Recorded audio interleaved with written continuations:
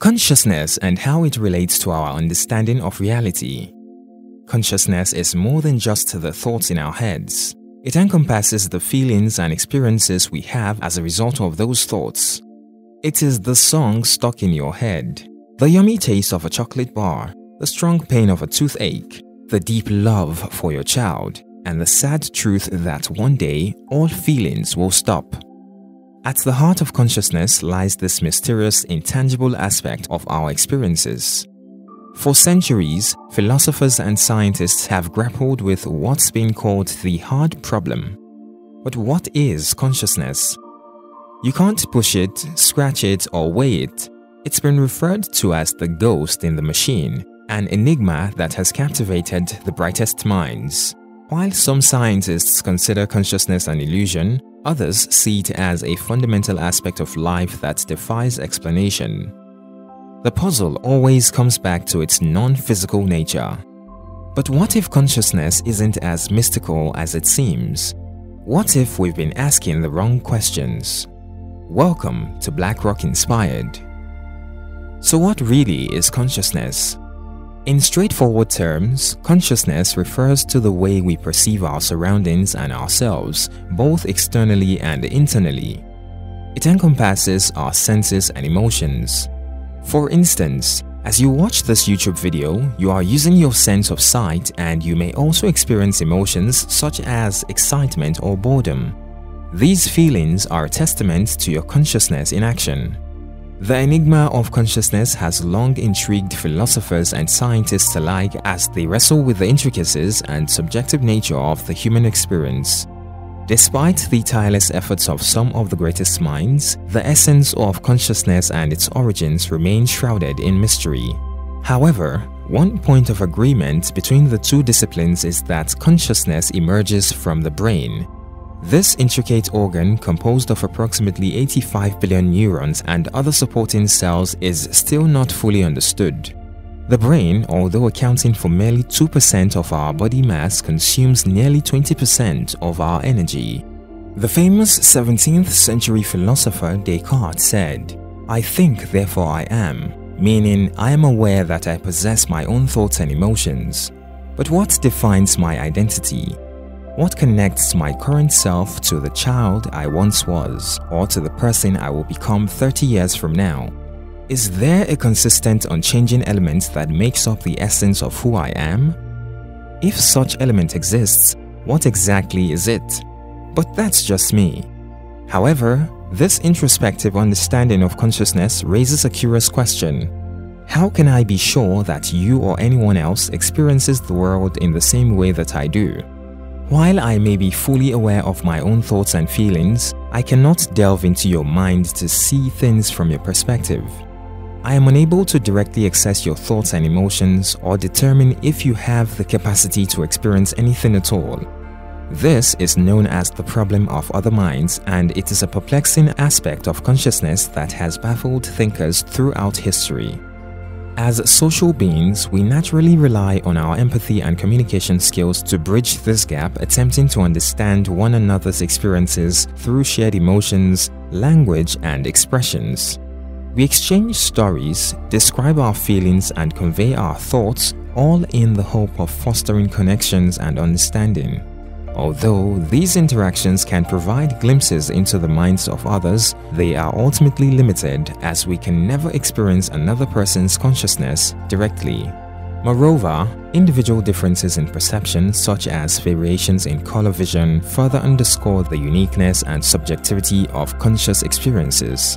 For instance, what I perceive as red may not be the same as what you perceive, even though we both call it red. This concept, known as Qualia, highlights the deeply personal and subjective nature of consciousness. This captivating inquiry sends us spiraling down a fascinating path of questions about our reality and our sense of self. Who are we truly? What defines us? Are we changing? And if so, to what extent? Can we still consider ourselves the same as our past selves? As we delve into the philosophical aspects of consciousness, we are confronted with the intriguing question of what constitutes the very essence of our identity. To help illustrate this enigma, let's examine the age-old story of the ship of Theseus. According to the tale, the ship of Theseus was preserved in the Athenian harbor as a monument to the hero's accomplishments. Over time, the wooden planks and parts of the ship began to decay and were replaced with new ones to maintain the ship's integrity. Eventually, every single original piece was replaced, resulting in a ship that had no remaining components from the original vessel. This gradual transformation prompts the central question of the paradox. Is the completely restored ship of Theseus still the same ship, or has it become an entirely new entity? If we define the ship's identity by its physical components, it would appear that the ship has become something different, as none of the original parts remain.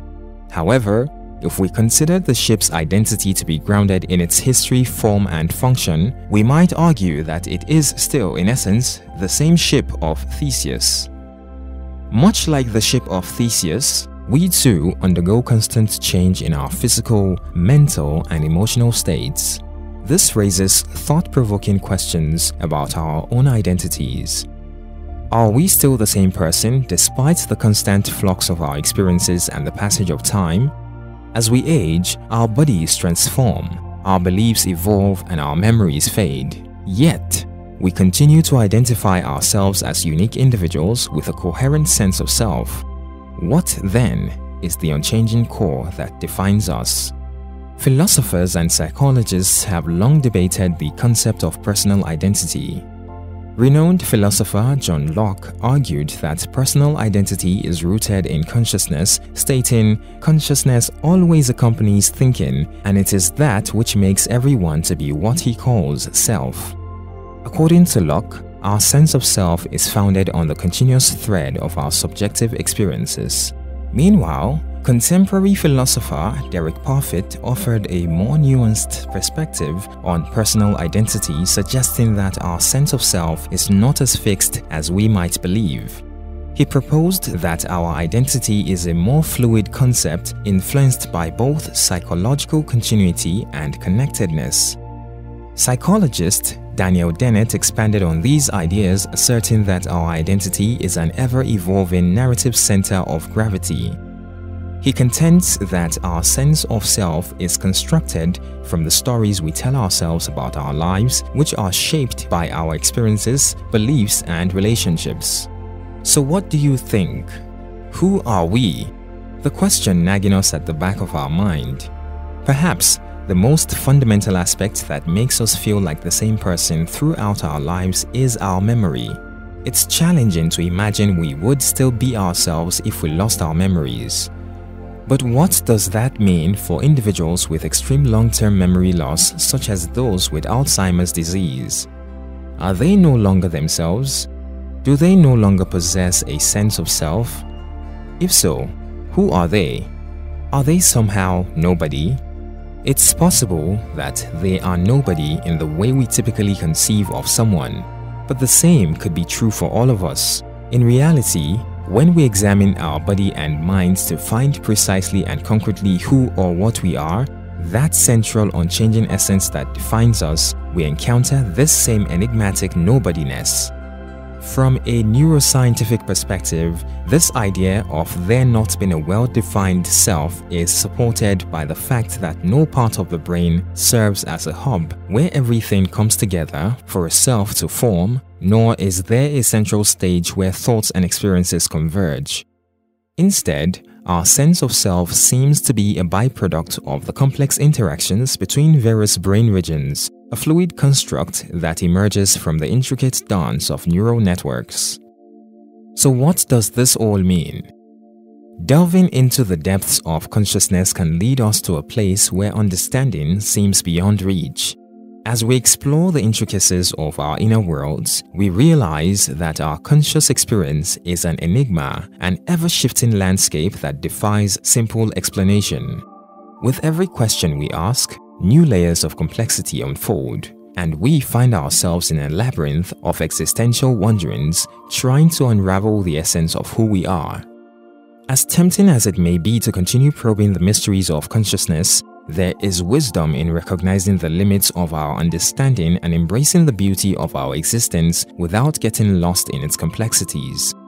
Life, in all its richness and diversity, offers an array of experiences that can only be truly appreciated when we let go of the urge to dissect and analyze every aspect of our conscious selves. Philosophically, this calls for an approach that encourages us to embrace our humanity and the unique tapestry of experiences that shape our lives. As the philosopher Alan Watts once said, "The meaning of life is just to be alive." It is so plain and so obvious and so simple, and yet, everybody rushes around in a great panic as if it were necessary to achieve something beyond themselves. I hope you've enjoyed exploring these fascinating ideas with us.